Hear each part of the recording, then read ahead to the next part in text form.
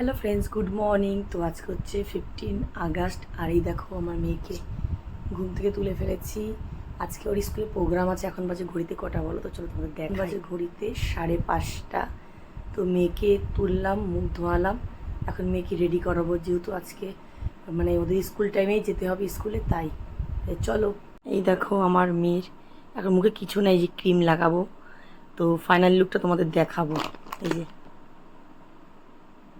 হাতে দেখি আলতা, কালকে রাতে আমি আলতা পরিয়ে নিয়েছি, যেহেতু সকালে টাইম পাবো না, তাই। তাহলে এই হচ্ছে আমার মেয়ের ফাইনাল লুক। আর শাড়িটা একটা বোন পরিয়ে দিয়েছে। তোমাদের কেমন লেগেছে অবশ্যই কমেন্ট করে জানাবে। মেয়ের শাড়ি পরা কমপ্লিট হলে এখন আমরা যাচ্ছি স্কুলে। এই যে সোনা মা হাই করো তো। এই যে সোনা মা। ঘর থেকে আমরা ঠিক টাইমেই বেরিয়েছি, আর গিয়ে দেখি রেলগেট পড়া ছিল। তারপরে আমরা ওই পারে গিয়ে দিবাগত চলে গেছে। তা আমি মেয়েকে নিয়ে অটো করে যাচ্ছি, সাথে ওর ক্লাসের মিসও যাচ্ছে, আর একজন ছিল। তো আমরা তিনজনে মিলে স্কুলে গিয়ে পৌঁছালাম রাইট টাইমে।